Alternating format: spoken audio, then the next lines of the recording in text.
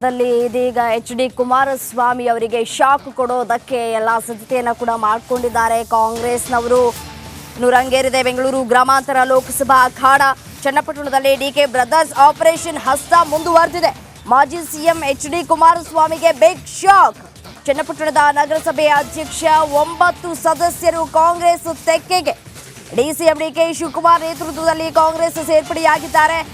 ನಗರಸಭೆಯ ಅಧ್ಯಕ್ಷ ಪ್ರಶಾಂತ್ ಸೇರಿ 9 ಜನರು ಕಾಂಗ್ರೆಸ್ಗೆ ಸೇರ್ಪಡೆಯಾಗಿರುವಂಥದ್ದು.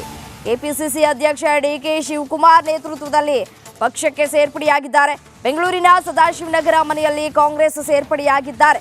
ಚನ್ನಪಟ್ಟಣದ ನಗರಸಭೆ ಅಧ್ಯಕ್ಷ 9 ಸದಸ್ಯರು ಕಾಂಗ್ರೆಸ್ಗೆ ಸೇರ್ಪಡೆಯಾಗಿರುವಂಥದ್ದು. ಓರ್ವ ಪಕ್ಷೇತರ ಸದಸ್ಯೆ ಉಮಾ ಸಹ ಕಾಂಗ್ರೆಸ್ಗೆ ಸೇರ್ಪಡೆಯಾಗಿದ್ದಾರೆ. ಜೆಡಿಎಸ್ನ ರೇವಣ್ಣ, ಸತೀಶ್ ಬಾಬು, ಶ್ರೀನಿವಾಸ ಮೂರ್ತಿ, ಲೋಕೇಶ್, ನಾಗೇಶ್, ಸೈಯದ್ ರಫೀಕ್, ಅಬಿದಾ ಬಾನು, ಭಾನುಪ್ರಿಯಾ ಜೆಡಿಎಸ್ ಅನ್ನು ತೊರೆದು ಕಾಂಗ್ರೆಸ್ಗೆ ಸೇರಿದ್ದಾರೆ. ಈ ಎಲ್ಲ ಜೆಡಿಎಸ್ ಸದಸ್ಯರು ಇದೀಗ DK ಶಿವಕುಮಾರ್ ಅವರ ನೇತೃತ್ವದಲ್ಲಿ ಪಕ್ಷಕ್ಕೆ ಸೇರ್ಪಡೆಯಾಗಿರುವಂಥದ್ದು. ಬೆಂಗಳೂರು ಗ್ರಾಮಾಂತರ ಲೋಕಸಭಾ ಅಖಾಡದಲ್ಲಿ ಇದೀಗ ಕ್ಷಣಕ್ಕೊಂದು ಟ್ವಿಸ್ಟ್ ಅನ್ನು ಪಡ್ಕೊಳ್ತಾ ಇದೆ. ಅದೇ ರೀತಿಯಾಗಿ ಮಾಜಿ ಸಿಎಂ HD ಕುಮಾರಸ್ವಾಮಿಗೆ ಬಿಗ್ ಶಾಕ್ ಎದುರಾಗಿರುವಂಥದ್ದು. DK ಬ್ರದರ್ಸ್ ಆಪರೇಷನ್ ಹಸ್ತ ಮುಂದುವರೆದಿದೆ.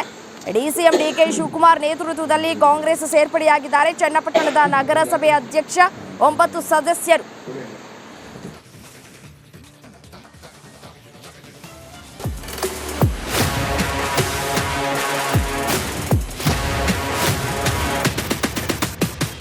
ಅವ್ರದ್ದು ಕಾಂಗ್ರೆಸ್ದವ್ರು ಏನು ಮಾಡಿದ್ದಾರೆ ಮಾಡಕತ್ತಾರ? ಫ್ರೀ ಯೋಜನೆಗಳು ಕೊಡಕತ್ತಾರಲ್ಲ. ಒಟ್ಟು ಕಾಸು ನಾವು ಇಲ್ಲಿ ಹೊಟ್ಟಿಗೆ ಅನ್ನ ಉಣ್ಣಾಕತ್ತೇವೆ ಏನು ತಿನ್ನಾಕತ್ತೇವೆ? ಅದೇ ಫ್ರೀ ಕೊಟ್ಟರು ಉಣ್ಣಾಕತ್ತಾರಲ್ಲ. 2,000 ಎಲ್ಲ ಕೊಡ್ತೀವಿ. ಯಾರಿಗೆ ಕೊಡಾಕತ್ತಾರ? ಲೇಡೀಸ್ಗೆ.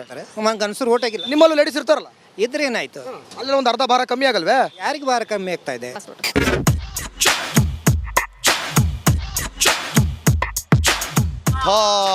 ಇರ್ರಿ, ನೀವಿರ್ರಿ, ಆಯ್ತು. ಪಾಪ ಹುಡುಗಿಗೆ ನಾಚಿಕೆ ಆಯ್ತು. ಓಲಿ, ಈಗ ಯಾವ ಚುನಾವಣೆ ನಡೆಯಕತ್ತೈತೆ ಹೇಳ್ರಿ? ಈಗ ಗ್ರಾಮ ಪಂಚಾಯತಿನ ಜಿಲ್ಲಾ ಪಂಚಾಯತಿನ ಯಾವ್ದ್ರ? ಗ್ರಾಮ ಪಂಚಾಯತಿ ರೀ. ಲೋಕಸಭೆ ಚುನಾವಣೆ ನಡೆಯಕತ್ತೈತ್ರಿ ಈಗ. ಓಕೆನಾ? ಯಾವುದೂ ಅಲ್ಲ ಅದು, ಆಯ್ತಾ? ಈಗ ನೋಡ್ರಿ, BJP ಬಂದ್ರೆ ಉತ್ತಮ ಅನ್ಸತ್ರ, ಕಾಂಗ್ರೆಸ್ ಬಂದ್ರೆ ಉತ್ತಮ ಅನ್ಸ?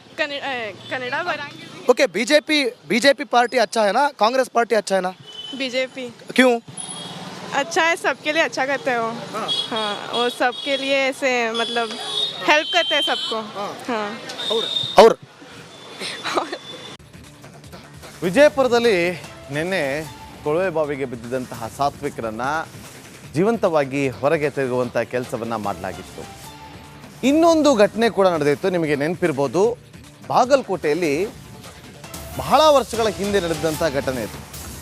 2006ರಲ್ಲಿ ಇಡೀ ರಾಜ್ಯವನ್ನು ಬೆಚ್ಚಿ ಬೀಳಿಸಿದಂತಹ ದುರಂತ ಅದು. ಬಾಗಲಕೋಟೆಯಲ್ಲೂ ಕೂಡ ನಡೆದಿದ್ದಂತಹ ಘಟನೆ ಅದು. ಕೊಳವೆ ಬಾವಿಯಿಂದ ಬಿದ್ದಿದ್ದಂತಹ ಮಹಿಳೆಯೊಬ್ಬರು ಸಾವನ್ನು ಗೆದ್ದು ಬಂದಿದ್ದಂತಹ ಮಹಿಳೆ ಕಲ್ಲವ್ವ. ನಿನ್ನೆ ಸಾತ್ವಿಕಾಗಿ ಪೂಜೆ ಸಲ್ಲಿಸಿದಂತಹ ಕಲ್ಲವ್ವ ರಿಪಬ್ಲಿಕ್ ಕನ್ನಡಕ್ಕೆ ತನಗಾದ ಅನುಭವವನ್ನು ಹಂಚಿಕೊಂಡಿದ್ದಾರೆ ಕಲ್ಲವ್ವ ಅವರು. ನೋಡಿ, ಇವರೇ ಸಾತ್ವಿಕ್ ಬದುಕಿ ಬರಲಿ ಅಂತೇಳಿ ದೇವರಲ್ಲಿ ಅವರು ಪೂಜೆಯನ್ನು ಕೂಡ ಮಾಡಿದರು. ಕಲ್ಲವ್ವಾಳ ಪೂಜೆ ಫಲಿಸಿದೆ. ಮಲ್ಲಾಪುರ ತೋಟದ ಮನೆಯಲ್ಲಿ ದೇವರಿಗೆ ಪೂಜೆ ಮಾಡಿ ಪ್ರಾರ್ಥನೆಯನ್ನ ಮಾಡಿದ್ದಾರೆ ಅವರು. ನೋಡಿ ಅವ್ರು ಏನು ಮಾತಾಡಿದ್ದಾರೆ ಅಂತೇಳಿ ಕೇಳಿ. ಮುಂದೆ 6 ಗಂಟೆಗೆ ರೀ ಮೇವು ಮಾಡ್ಕೊಂಡು ಬರಾಕತ್ತಿದ್ದೆ ರೀ. ಭೂಮಿ ಸಮ ಆಯ್ತು ರೀ ಸರ್. ಅದು ನಾನು ನೋಡಿದ್ದಿಲ್ರಿ ಸರ. ಅದ್ರೊಳಗೆ ಪೂರ್ತಿ ಒಳಗೆ ಹೋಗಿದ್ದೀನಿ ಸರ. ಹೋದ್ಮೇಲಿಂದ ನನಗೆ ಅವಾಗ ರಾತ್ರಿ ಟೈಮ್ದಾಗ ಹೋಗಿತ್ತು, ನಾನು ಪ್ರಜ್ಞೆ ಇದ್ದಿಲ್ಲ ಸರ. ಹೋದ್ಮೇಲೆ ಅದ್ರೊಳಗೆ ಇದ್ದಿಂದ ಪ್ರಜ್ಞೆ ಬಂದೈತೆ ರೀ ಸರ ನನಗೆ. ಅವಾಗಿಂದ ನಾ ಇಲ್ಲಿ ಹೆಂಗೆ ಬಂದೀನಿ, ಹೆಂಗೆ ಜಿಗ್ದೀನಿ ಅಂತೇಳಿ ಅವಾಗ ವಿಚಾರ ಮಾಡಿಂದಾರ. ರಾತ್ರಿ ಟೈಮ್ದಾಗ ಯಾರು ಬಂದಿದ್ದಿಲ್ರಿ ಸರ. ನಾನು ಒಬ್ಬೇಕಿದ್ದೆ ರೀ ಸರ. ನೀರು ನೀರು ನೀರು ಅಂದ್ರು ನೀರು ಯಾರು ಹಾಕಿದವ್ರಿ ಮ್ಯಾಗ ಇದ್ದಿದ್ದಿಲ್ರಿ ಸರ. ಹೊತ್ತೊಂಡು ಮಟನೂ ಅದ್ರಾಗ ಅದೀನಿ ರೀ ನಾನು. ಅಲ್ಲಿಂದ ರೀ ಸರ ನನಗೆ ನೀರು ಅಂದು ಮತ್ತು ಮೊದ್ಲೇಕೆ 20 ಫೂಟ ಹೋಗಿದ್ದೆ ರೀ. 10 ಫೂಟ ನೀರು ಕುಡಿಬೇಕು ಭೂಮಿಯಾಗ ಅಂತೇಳಿ ಹೋಗಿದ್ದೆ ರೀ. ನಾನು ಹೆಂಗೆ ಹೋಗ್ತೀನಿ ಹಂಗೆ ಟೈಟ್ ಬರಾಕತ್ರಿ ಕುನೀರಿ. ಅಲ್ಲಿಂದ ಅಷ್ಟು ನಿಂತೆ ರೀ. ನಿಂತು ದೇವ್ರ ನೆನೆಸಿದ್ದೆ ರೀ ಸರ. ನಾನು ದೇವ್ರ ಬದುಕಿ ಬರ್ತೀನಿ ನಾನು ಅನ್ನೋದು ಧೈರ್ಯ ಬಂತು ರೀ ಸರ. ನನಗೆ ಪ್ರಜ್ಞೆ ಬಂದಿಂದ ಅಲ್ಲಿ ದೇವ್ರನ ಕೂಗ್ಯಾಡಿದ್ದೆ ರೀ ಸರ.